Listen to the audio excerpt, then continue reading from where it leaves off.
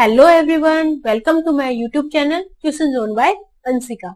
जैसा कि आपको मालूम है कि फाइनल एग्जाम में कि 40 मार्क्स हमारे सीधे सीधे एमसीक्यू से रिलेटेड होंगे, तो इसलिए मैं आपके लिए एमसीक्यूज लाई हूँ, चैप्टर वाइज लाई हूँ। ओके, क्लास 12th के लिए जो आपकी बुक है फ्लेमिंगो, उससे ये आपके चैप्टर वाइज अब सीरीज चलती रहेगी एमसीक्यूज की। इसलिए do follow my channel and subscribe to my channel. Start करते हैं बिना देरी किए। चलिए, लास्ट लेसन के स्टार्ट कर रहे हैं हम। ध्यान रखिएगा, चैप्टर ऑब्वियसली आपने पढ़ रखा होगा, तभी आप एमसीक्यूज क्वेश्चन पढ़ रहे हैं। चलिए, क्वेश्चन नंबर फर्स्ट है हमारा, French look for opportunity. French जो है वो अपॉर्चुनिटी ढूंढता है आप स्किप स्कूल को स्किप करने का, यानी स्कूल न जाने के लिए। तो वो जो अपॉर्चुनिटी थी ना, वो क्या अपॉर्चुनिटी थी?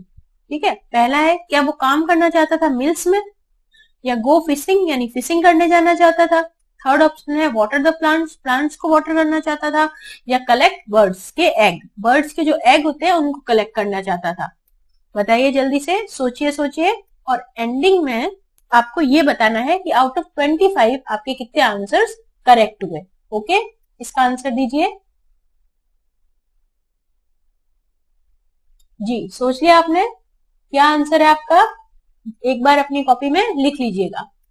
तो पहला है हमारा वर्क ऑन मिल्स। ये तो क्या चाहते थे? पेरेंट्स चाहते थे कि बच्चे मिल्स में काम करें। गो फिशिंग, ये काम तो किसका था? एम हेमल का काम था।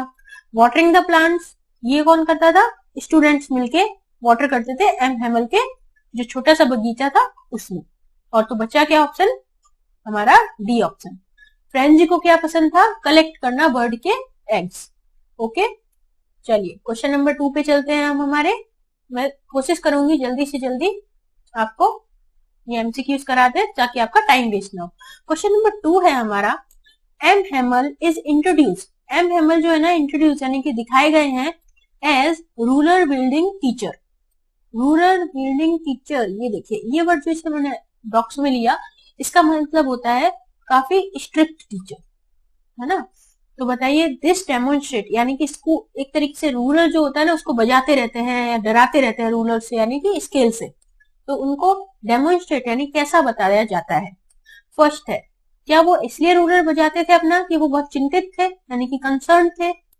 सेकंड है हमारा, ही इज एडमेंट यानी कि बहुत जिद्दी थी इसलिए। ही इज अनफीलिंग यानी उनमें कोई फीलिंग नहीं थी इसलिए वो बजाते थे रूलर। या he is hard task master, या वो एक स्ट्रिक्ट टीचर थे।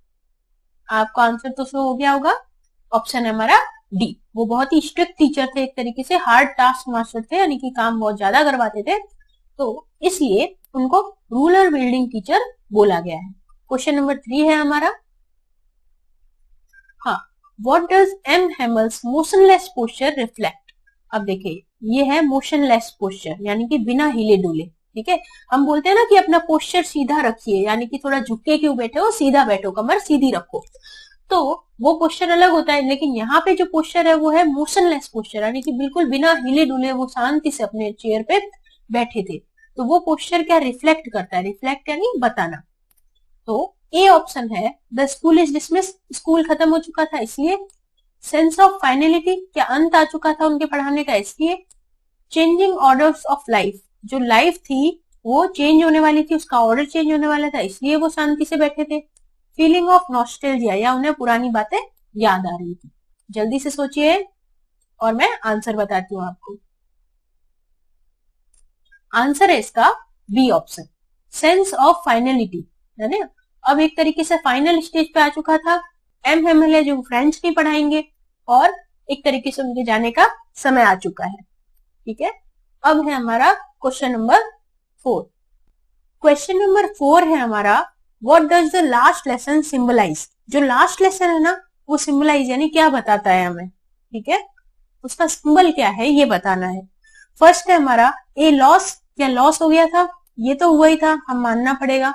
लॉस ऑफ फ्रीडम, क्या फ्रीडम छिन गई थी? ये भी सही है। लॉस ऑफ लैंग्वेज, हाँ, लैंग्वेज भी खो गई थी उनसे, क्योंकि अब सिर्फ क्या पढ़ा जाएगा? जर्मन पढ़ाई जाएगी। फोर्थ ऑप्शन है loss of language and freedom, ये भी तो सही है। अब आप बोलेंगे कि चारों ऑप्शन तो मैम सही आ रहे हैं, तो इसमें हम कौन सा चुने? तो यहाँ पे देखिए, सिर्फ फ्रीडम ही नहीं जा रही थी उनकी, लैंग्वेज भी जा रही थी, है ना, दोनों ही खोई जा रही थी ना। तो वो ऑप्शन आपका बिल्कुल सही डी में बताया गया है। लॉस ऑफ लैंग्वेज का लॉस भी हुआ था और फ्रीडम का ऑप्शन भी है, तो इसलिए हम टिक करेंगे फोर्थ ऑप्शन पे। ओके, जल्दबाजी में, हड़बड़ाहट में आप आंसर बी या सी नहीं करेंगे। ओके, क्वेश्चन नंबर 5 है हमारा, from where did the orders came to teach only German. कहां से ऑर्डर आए थे कि सिर्फ और सिर्फ जर्मन पढ़ाने हैं? District of Alsace and Lorraine. Alsace और लॉरेन में कहां से ऑर्डर आए थे? जल्दी से सोचिए।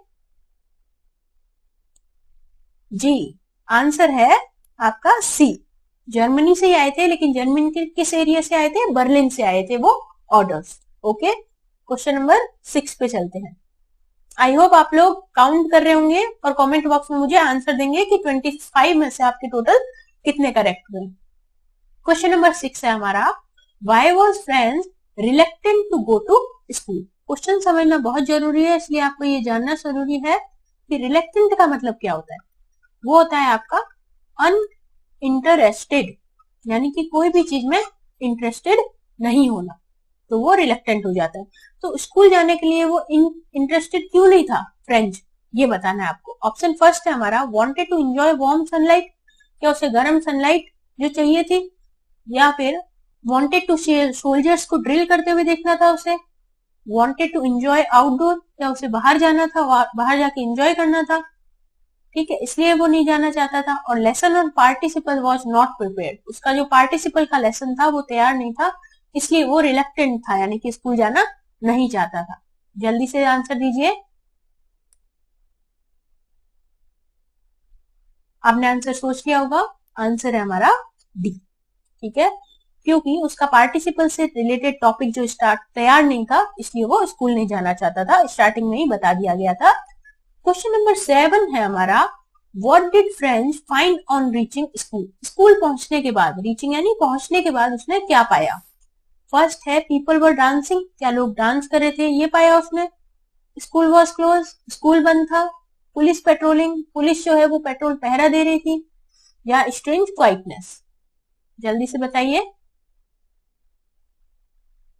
जी, स्कूल पहुंचने पर उसने पाया कि बिल्कुल शांति सी छाई हुई है। ओके, स्ट्रेंज क्वाइटनेस यानी अजीब सी शांति थी वहां पे। अब है क्वेश्चन नंबर 8 हमारा, हु ऑक्यूपाइड, ऑक्यूपाइड एक तरीके से घेर रखा था, the back benches in school, back benches किन लोगों ने जगह घेर रखी थी बैक बेंच वाली। वीक स्टूडेंट, क्या कमजोर बच्चे थे वो बैक में बैठे थे, टीचर्स बैठे थे, मॉनिटर बैठे थे क्लास के, क्या विलेज एल्डर्स बैठे थे, विलेजर्स के बड़े लोग, बूढ़े लोग, ऐसा बोल सकते हैं। आंसर है हमारा डी ऑप्शन। सोच लिया होगा आपने, मैंने आंसर जल्दी से बता दिया आपको क्योंकि ये बहुत इजी था।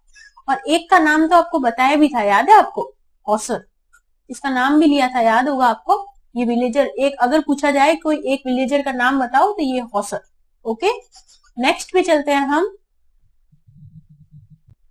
क्वेश्चन नंबर 9 पे। ओके, क्वेश्चन नंबर 9 है हमारा, व्हाई वॉज, ठीक है, why was French surprise, French surprise क्यों था। Because of village elders, village के एल्डर्स जो है, बड़े लोग हैं, पीछे बैठे थे इसलिए सरप्राइज हो गया था। बिकॉज ऑफ पोलाइट, सॉरी ये इरेज कर देती हूँ मैं, because of police patrolling, police पहरा दे रही थी इसलिए वो सरप्राइज हो गया था, या बिकॉज ऑफ स्टूडेंट के बिहेवियर से। और लास्ट ऑप्शन है because of M Hamel's kind and polite behaviour. Last वाला ऑप्शन देखते ही आपको पता चल गया होगा कि हमारा आंसर क्या है, डी। क्यों? क्योंकि उसने एम हेमल का जो काइंड और पोलाइट नेचर कभी भी नहीं देखा था, वो देख के वो बिल्कुल सरप्राइज हो गया था। क्वेश्चन नंबर 10 है हमारा, Why was friends feeling regretful and sad. जो फ्रेंड है ना वो कैसा फील कर रहा था, रिग्रेटफुल यानी पछतावा हो रहा था उसको, और सैड यानी कि दुखी था वो। क्यों ऐसा फील कर रहा था? फर्स्ट ऑप्शन है for reaching late, school late आया था इसलिए उसे दुख हो रहा था। फॉर नॉट लर्निंग पार्टिसिपल्स, उसमें पार्टिसिपल नहीं लर्न किए थे इसलिए पछतावा हो रहा था। For change of government, government change हुई थी इसके लिए दुखी हो रहा था। या for not learning his mother tongue. पूरे चैप्टर में बताया गया है, पूरे इतने 40 से 50 साल बीत गए लेकिन टीचर को पढ़ाते हुए, लेकिन फिर भी उसने क्या नहीं किया, मदर टंग नहीं सीखी वहां के लोगों ने। तो इसका आंसर क्या हो जाएगा आपका, डी ऑप्शन हो जाएगा कि मदर टंग उसने नहीं सीखी इसलिए वो सैड हो गया था, उसे सीख लेनी चाहिए थी। और क्वेश्चन नंबर 11 है हमारा, whom did miss Hamel, sorry miss बोल दिया मैंने, M Hamel blame for not sending student to school. Blame यानी कि एक तरीके से इल्जाम लगाना। किसके ऊपर इल्जाम लगाते थे कि बच्चों को स्कूल नहीं भेजते? पेरेंट्स नहीं भेजते थे, फ्रेंड्स नहीं भेजते थे, टीचर्स नहीं भेजते थे, या वॉचमैन? किसको ब्लेम करते थे वो कि बच्चे स्कूल नहीं आते? किसके कारण? आंसर है हमारा पेरेंट्स, क्योंकि पेरेंट्स कहाँ भेज देते थे बच्चों को? फार्म्स एंड मिल्स में भेज देते थे। मिल्स तो आपको पता है एक तरीके से कारखाने, मिलें जो होती है वो, और फार्म्स यानी खेत में भेज देते थे। एम हैमल इसे ब्लेम करते थे। क्वेश्चन नंबर 12 है हमारा, what made French forget M Hamel's ruler and crankiness. Crankiness एक तरीके से अजीब सा चिड़चिड़ापन जो होता है ना, एम हैमल का रूलर और क्रैंकीनेस के बारे में फ्रेंच क्यों भूल गया था, ये आंसर बताना है। पुलिस पेट्रोल कर रही थी इसलिए, या स्ट्रेंज बिल्कुल शांति थी तो इसलिए वो भूल चुका था एम हैमल के बारे में। बसल ऑन स्ट्रीट भीड़ थी इसलिए वो उनके क्रैंकीनेस चिड़चिड़ेपन को भूल चुका था। या फिर the idea of his going away, कि वो अब जाने वाले हैं, इस आइडिया को फ्रेंच भूल चुका था कि अब एम हैमल एक स्ट्रिक्ट टीचर भी रहे हैं। आंसर हमारा डी ही है, बिल्कुल साफ आपको दिख रहा होगा। क्वेश्चन नंबर 13 है, बिना टाइम वेस्ट किए जल्दी से आंसर दीजिए। For how many years M Hamel did serve the school. School में कितनी सर्विस की थी एम हैमल ने? 20, 35, 30 या 40 ईयर्स? अब तक तो ये आपको आ जाना चाहिए ना जी। आंसर है आपका डी ऑप्शन। ओके, 40 ईयर्स पढ़ाया था उन्होंने, लेकिन फिर भी ना तो वो फ्रेंच न वो सिखा पाए थे और न दूसरे लोग सीख पाए थे। ओके, तो यहाँ पे है, where did the parents send their children. इसका आंसर मैंने आपको बता दिया था। पेरेंट्स बच्चों को कहाँ भेजते थे? School, coaching, farms and mills में, या फिर मूवीज में? जी, आंसर है आपका C, farms and mills. Question number 15 पे चल जाए। चलिए, ये है हमारा, व्हाई डिड द विलेजर्स, यानी कि जो गांव के लोग थे ना, come to meet M Hamel in school. School में एम हैमल से मिलने विलेजर्स क्यों आए थे? पहला है टू कंप्लेंट, शिकायत करने आए थे, उसे गुड बाय करने आए थे, या टू गॉसिप यानी गप्पे लड़ाने आए थे, या फिर टू शो ग्रेटिट्यूड यानी कि रिस्पेक्ट दिखाना, है ना, उनके काम की सराहना करना। जल्दी से बताइए, आंसर होगा आपका डी। ओके, वो कंप्लेन करने नहीं आए थे, गुड बाय करने नहीं आए थे, गप्पे लड़ाने नहीं आए थे, वो बस अपना रिस्पेक्ट दिखाना चाहते थे। किसके लिए? एम हैमल के लिए। क्वेश्चन नंबर 16 पे चलते हैं। अकॉर्डिंग टू एम हैमल के अनुसार हमें बताना है। Okay, when people are enslave, जब पीपल लोग जो होते हैं एनस्लेव यानी गुलाम होते हैं, तो व्हाट की, उनके पास क्या चारा होता है, क्या की होती है? हैव टू प्रिजन में उनके पास क्या एक तरीके से पावर होती है, ये बतानी है। पहली है देयर बिहेवियर होता है उनका, पावर होती है, एग्रेसिवनेस होती है, या फिर मदर टंग होती है? बिल्कुल सही आंसर आप सोच रहे हैं, डी ऑप्शन, मदर टंग। क्यों? क्योंकि जैसे कि मान लो, एग्जाम्पल बेस्ट देती हूँ आपको, ये क्वेश्चन बहुत अच्छी तरह समझ में आएगा। मान लीजिए एक साउथ के पर्सन को और एक हिंदी स्पीकिंग पर्सन को खड़ा कर दिया, कहाँ पे? एक जेल में डाल दिया, तो उनके पास वो बात भी नहीं कर पाएंगे अगर उनको मदर टंग नहीं आती होगी, या फिर हिंदी लैंग्वेज उनको नहीं आती होगी, तो वो एक दूसरे से बात भी नहीं कर पाएंगे, है ना। और हिंदी वाले को साउथ वाली लैंग्वेज नहीं आ रही होगी और साउथ वाले को हिंदी लैंग्वेज नहीं आ रही होगी, तो क्या वो अपने हक के लिए लड़ भी पाएंगे? नहीं लड़ पाएंगे ना। इसलिए एम हैमल का मानना था, किसका? एम हैमल का मानना था कि प्रिजन में एक तरीके से जब हमारे ऊपर जर्मनी कब्जा कर लेगा तो हमें क्या आनी चाहिए थी? कम से कम मदर टंग तो हमारी आनी ही चाहिए थी। चलिए, आप समझ गए होंगे। क्वेश्चन नंबर 17 था हमारा, what did French notice, French ने क्या नोटिस किया? दैट अनयूजुअल यानी जो लगातार रोजाना नहीं होता है उस दिन। ठीक है, फर्स्ट है क्वाइटनेस, बहुत शांति थी स्कूल में, सोल्जर्स आ चुके थे स्कूल में, या भीड़ थी स्कूल में, या ऑल ऑफ दिस? जल्दी से आंसर कीजिए जी। बिल्कुल सही, ऑल ऑफ दीज एक तरीके से। क्यों?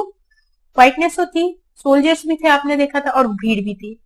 ठीक है, क्वेश्चन नंबर 18 था हमारा, what had been put up, क्या पुट अप किया गया, यानी कि क्या लिखा गया, ये आपकी फ्रेजल वर्ब है। 12th क्लास में फ्रेजल वर्ब बहुत ही इंपॉर्टेंट होती है, आपको मालूम होगा। क्या लिखा गया था बुलेटिन बोर्ड पे उस दिन, क्या लगाया गया था बताइए। टीच ओनली फ्रेंच, क्या उसके ऊपर लिखा था कि सिर्फ फ्रेंच पढ़ाओ।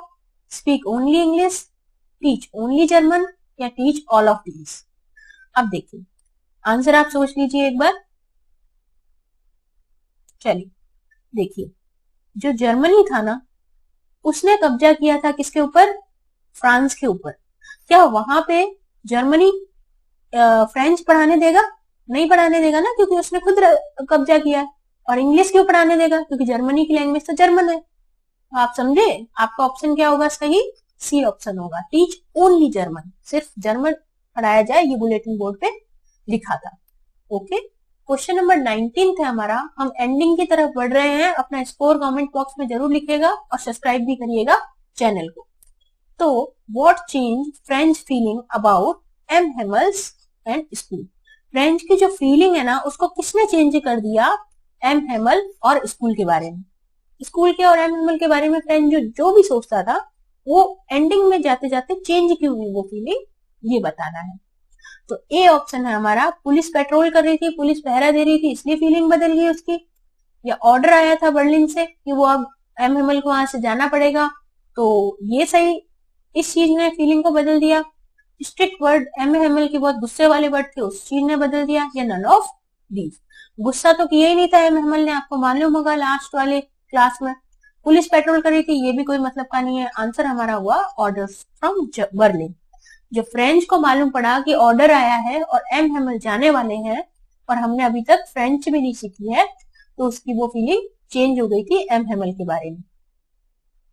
तो क्वेश्चन नंबर 20 है हमारा, एक्सप्रेशन थंडर क्लैप, यहाँ पे देखिए ये वर्ड क्या है, thunder clap, in this lesson mean, इस थंडर क्लैप का इस चैप्टर में क्या मीनिंग है वो बताना है।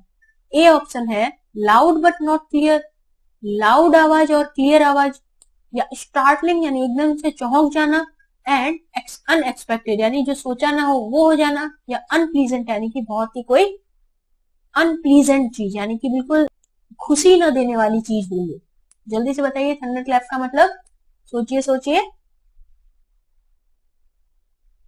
जी। इसका आंसर है स्टार्टलिंग एंड अनएक्सपेक्टेड चीज हो गई थी। उनको किसी को भी नहीं मालूम था, न एल्डर्स को मालूम था, न एम हेमल को मालूम था, न स्टूडेंट्स को मालूम था कि एकदम से थंडर क्लैप होगी, यानी कि अनएक्सपेक्टेड ऑर्डर आ जाएगा और हमें जर्मन सिखाई जाने लगेगी। ओके, क्वेश्चन नंबर 21 है हमारा, what did mister Hamel bring for his class on his last day of school, school के लास्ट डे पे एम हेमल क्या लेके आए थे, न्यू पेन लेके आए थे, न्यू नोटबुक लेके आए थे, स्वीट्स लेके आए थे, मिठाई, या फिर स्टोरी बुक्स लेके आए थे। जल्दी से बताइए जी। आंसर है आपका बी, नोटबुक लेके आए थे। अब मुझे बताइए कि नोटबुक में क्या लिखा हुआ था, याद है आपको, उसके ऊपर लिखा था ये देखिए, फ्रांस अल्सैक, है ना, और लिखा था फ्रांस अल्सैक, है ना, ऐसा नोटबुक्स पे लिखा हुआ था। यानी कि फ्रांस देश का नाम और एल्सैक डिस्ट्रिक्ट का नाम, देश का नाम डिस्ट्रिक्ट का नाम। ये किसने लिखा हुआ आपके हिसाब से, सेम सेम नीचे कॉपी करने के लिए। आपको याद है जब आपको इंग्लिश सिखाई जा रही थी छोटे बचपन में, तो आपको सुलेख लिखने को बोला जाता था, है ना, या क्या बोला जाता था, यहाँ पे आपको हैंड राइटिंग प्रैक्टिसेस दी जाती थी ना, हैंड राइटिंग सुधारने के लिए। तो इस तरीके से लास्ट डे पे एम हेमल ऐसा नोटबुक्स लेके आए थे। ओके, नेक्स्ट पे चलते हैं। क्वेश्चन नंबर हमारा है 22, why was friends was shock to see mister Hamel, M Hamel को देख के जो शॉक क्यों हो गया था फ्रेंच। ऑप्शन है हमारा, because of his formal dress, क्या उन्होंने फॉर्मल ड्रेस पहनी हुई थी इसलिए चौंक गया था वो। बिकॉज ही गिव्स स्वीट्स, उसने स्वीट्स दी थी इसलिए। Because he had flower in his hand, हाथों में फूल पकड़ रखे थे, या ऑल ऑफ दीज। आंसर है इसका, उन्होंने फॉर्मल ड्रेस पहनी हुई थी। Okay, A option. रीजन मैं दे देती हूँ, आपके बुक में आया था कि फ्रिल्ड ड्रेस, उन्होंने फ्रिल्ड ड्रेस पहनी हुई थी, और सिल्क की ब्लैक कैप या हम बोल सकते हैं हैट पहनी हुई थी। ओके, तो ये सब देख के बिल्कुल चौंक गया था कौन? फ्रेंच। ओके, क्वेश्चन नंबर 23 है हमारा, who is the writer of the lesson last lesson. ये तो आपको पता ही होगा, लास्ट लेसन का राइटर कौन है? Alphonso Daudet, William Douglas, Anees Jung, Louis Fincher. जल्दी से बताइए जी। आंसर है आपका अल्फोंसो डॉडेट। क्वेश्चन नंबर 24 देखिए, हम लास्ट 2 क्वेश्चन हमारे बचे हैं, आंसर जरूर दीजिएगा। What bad news used to come from bulletin board? Bulletin board से क्या न्यूज, बैड न्यूज यानी कि बुरी न्यूज क्या आती थी, उसमें से बताना है। लॉस्ट बैटल्स, हारी हुई बैटल्स के न्यूज आते थे। द ड्राफ्ट यानी डॉक्यूमेंट्स आते थे उसमें, या ऑर्डर ऑफ कमांडिंग ऑफिसर्स यानी कमांड में जो हाई ऑफिशियल्स थे उसमें से आते थे ऑर्डर्स। बताइए, या ऑल ऑफ दीज, या सभी आते थे। ये सभी चीजें बुलेटिन बोर्ड पे लिखी आती थी कि हम वॉर हार गए हैं, या कोई डॉक्यूमेंट आता था तो वो आ जाता था बुलेटिन बोर्ड पे, ऑफिसर्स के ऑर्डर भी बुलेटिन बोर्ड पे आ जाते थे। लास्ट क्वेश्चन है आपका 25, what is the moral that Alphonso Daudet want to bring out? कौन सा मॉरल है जो अल्फोंसो डॉडेट लाना चाहते थे या बताना चाहते थे? ऑप्शन ए है हमारा, not to putting off things that one can do that day. कोई भी चीज को पुट ऑफ नहीं कर देना है। यहाँ पे देखिए, पुट ऑफ यानी चीजों को छोड़ देना, कल पे छोड़ देना या बाद के लिए छोड़ देना, जो उसी दिन कर सकते हैं वो ऐसा नहीं करना चाहिए। अगला है old order change to new. Old order जो होते हैं वो न्यू में चेंज हो जाते हैं, क्या ये बताना चाहता है? सी ऑप्शन है, one should accept everyone that happen. कुछ भी हो उसको एक्सेप्ट कर लो, क्या अल्फोंसो डॉडेट ये बोलना चाहता था? आगे है teacher should be respected, teachers की रिस्पेक्ट करी जानी चाहिए, ये बोलना चाहता था। आंसर है आपका ए ऑप्शन। वो क्या, आपको याद होगा कि जो एम हेमल था ना, टीचर एम हेमल जो थे, फिर आ गए हमारे पेरेंट्स आ गए, तो हुआ क्या, जो एम हेमल थे ना, उन्होंने भी क्या किया कि फ्रेंच जो लैंग्वेज है उसको कल के लिए छोड़ देते थे, कि अभी बच्चे पानी दे देंगे फूलों में, मैं कल पढ़ा दूंगा, या मैं फिशिंग पे चला जाऊंगा और फिर आके पढ़ा दूंगा। इस तरीके से उन्होंने भी फ्रेंच कभी बच्चों को पढ़ाई नहीं, और पेरेंट्स ने पुट ऑफ कर दिया कि बच्चे कहाँ जाएंगे, हमारे फार्म्स एंड मिल्स पे चले जाएंगे अभी, और जो फ्रेंच है वो बाद में सीख लेंगे। तो इस तरीके से ये क्या हुआ था, पुट ऑफ थिंग्स हुआ था, चीजों को कल पे छोड़ देना हुआ था। तो 25th क्वेश्चन टोटल के टोटल आपके आंसर्स कंप्लीट होते हैं। आई होप आप लोगों को पूरे क्वेश्चन समझ में आए होंगे। अगर आपको समझ में आए तो don't forget to subscribe our channel and hit the like button, इससे हमें बहुत ही सपोर्ट मिलता है। ऐसे ही मैं आपके लिए चैप्टर वाइज एमसीक्यूज लाती रहूंगी डेली, आप चैनल पे बने रहिएगा। Thank you for watching.